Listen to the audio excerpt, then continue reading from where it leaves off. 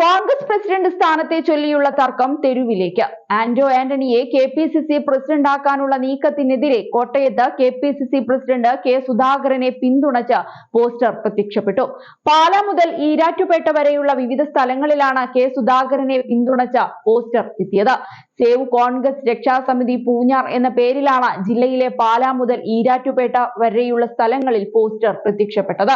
പിണറായിയെ താഴെയിറക്കി UDF അധികാരത്തിൽ വരാൻ നട്ടെല്ലുള്ള നായകൻ കെ സുധാകരൻ MP KPCC പ്രസിഡന്റായി തുടരട്ടെ എന്ന് പ്രഖ്യാപിച്ചിട്ടാണ് പോസ്റ്റർ ഒട്ടിച്ചിരിക്കുന്നത്.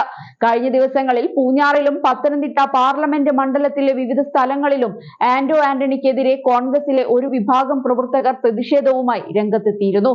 ഇതിനു പിന്നാലെയാണ് ഇപ്പോൾ പോസ്റ്റർ പ്രചരണവുമായി രംഗത്ത് വന്നത്. കഴിഞ്ഞ ദിവസമാണ് ആന്റോ ആന്റണിയെ KPCC പ്രസിഡന്റായി പ്രഖ്യാപിക്കുന്ന പ്രചരണം സജീവമായത്. കെ സുധാകരൻ മാറുമെന്ന രീതിയിലുള്ള പ്രചരണം ഉണ്ടായപ്പോൾ തന്നെ കടുത്ത പ്രതിഷേധം ഒരു വിഭാഗം കോൺഗ്രസ് പ്രവർത്തകരുടെ ഭാഗത്തു നിന്നും ഉണ്ടായിരുന്നു. ഇതാണ് ഇപ്പോൾ കൂടുതൽ ശക്തമായത്. ആന്റോ ആന്റണി MPയുടെ വീടിന്റെ ഭാഗത്ത് തന്നെ പോസ്റ്റർ പ്രചരണം നടത്തുകയും ചെയ്തിരുന്നു. ആന്റോയെ KPCC പ്രസിഡന്റായി പ്രഖ്യാപിച്ചാൽ പ്രതിഷേധം ശക്തമാക്കാനാണ് നീക്കം. അതേസമയം KPCC അധ്യക്ഷ പദവിയിൽ നിന്ന് കെ സുധാകരനെ മാറ്റുന്നുവെന്ന മാധ്യമ വാർത്തയോട് പ്രതികരിച്ച് SNDP യോഗം ജനറൽ സെക്രട്ടറി വെള്ളാപ്പള്ളി നടേശൻ രംഗത്തു വന്നിരുന്നു. കോൺഗ്രസിൽ ഓപ്പറേഷൻ സുധാകർ നടക്കുന്നുവെന്നും സുധാകരനെ മാറ്റുന്നവരെ ഊളംപാറയ്ക്കാണ് കൊണ്ടുപോകേണ്ടതെന്നും വെള്ളാപ്പള്ളി പരിഹസിച്ചുകൊണ്ട് പറഞ്ഞു. സുധാകരന്റെ നേതൃത്വത്തിൽ ഗംഭീര വിജയങ്ങൾ നേടി. നിയമസഭാ തിരഞ്ഞെടുപ്പ് അടക്കമുള്ളവ വരാൻ പോകുമ്പോൾ സുധാകരനെ മാറ്റുന്നത് ദോഷം ചെയ്യും.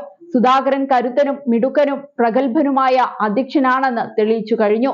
എല്ലാവരും തോൽക്കുമെന്ന് കരുതിയ ലോക്സഭാ തിരഞ്ഞെടുപ്പിൽ 1 ലക്ഷത്തിലധികം ഭൂരിപക്ഷത്തിൽ വിജയിച്ചു.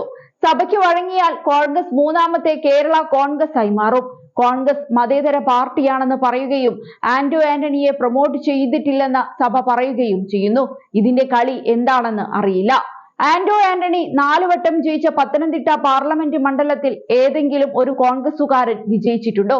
AK ആന്റണിയുടെ മകൻ മത്സരിച്ചില്ലായിരുന്നുവെങ്കിൽ 1 ലക്ഷത്തിൽ പരം വോട്ടിന് ആന്റോ ആന്റണി പരാജയപ്പെട്ടേനെ. 3 ലക്ഷം വോട്ട് തോമസ് ഐസക് പിടിച്ചു. ആന്റോ ജനപ്രിയനോ ജനസ്വാധീനമോയുള്ള ആളല്ല.